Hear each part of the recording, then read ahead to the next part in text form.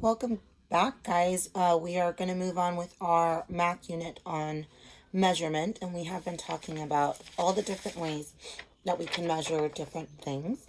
So we've talked about length, and that's how long an object is, and height, and that's how tall. So length, we're going left and right, and height, we're going up and down. So you use pretty much the same, you measure the same type of way, but it's just in the direction. So left and right, you're measuring length, and up and down, you're measuring height. So we've talked about that extensively, and now we're going to move on to capacity. Now for capacity, we're going to be measuring how much a container can hold.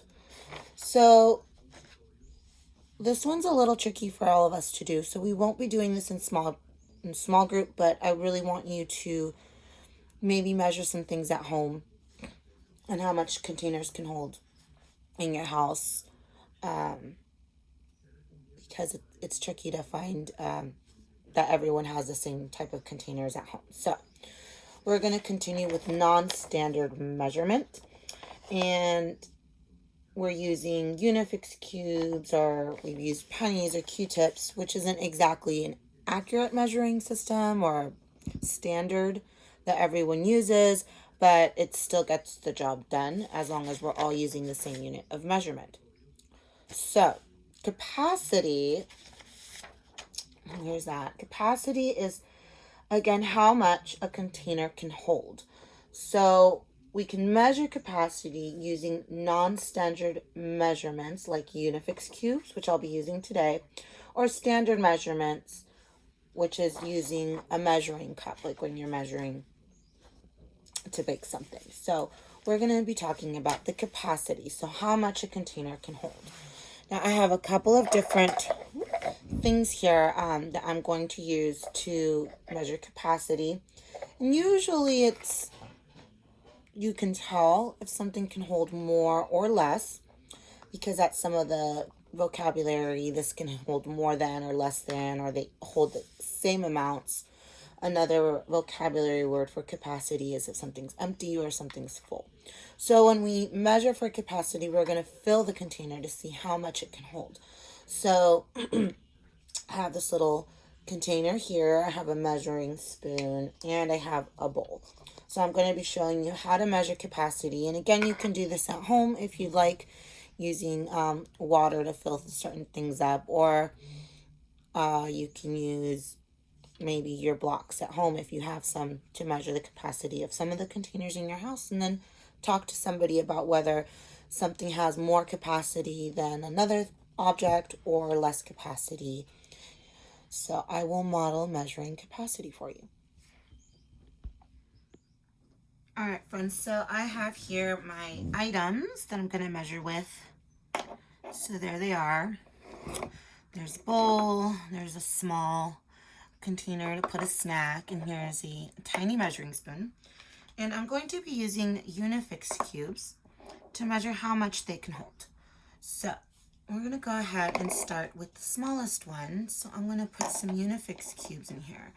And it looks like it's only 2 Unifix cubes that fit in this one. And I'll go ahead and fill up this little snack container. Whoops. Sorry about that. There's 4, 5, 6, and 7. And let's see if I can get one more in, and it doesn't look like it, because if you look to the side, it's sticking out. So kind of like, oh, there we go. When we measure in length and height, we need to make sure that we're filling just to the top, so it's full as much as possible, but we don't want things sticking out. So if I added these two, they'd be out of the cup. So if you can see, they're sticking out, so then we'd have to take those out. So that's 8 Unifix cubes to fill that up. Now I'm going to go ahead and measure my bowl. So there's 2, 3, 4, 5, 6, 7, 8, 9, 10, 11, 12, 13, 14, 15, 16, 17, 18, 19, 20, 21, 22, 23, 24, 25, 26, 27, 28, and 29. So it seems like it is full. I could probably add a couple of more Unifix cubes in there. It seems about 29 Unifix cubes fill up this small bowl. 2 Unifix cubes fill up this measuring spoon, and 8 Unifix cubes fill up this container.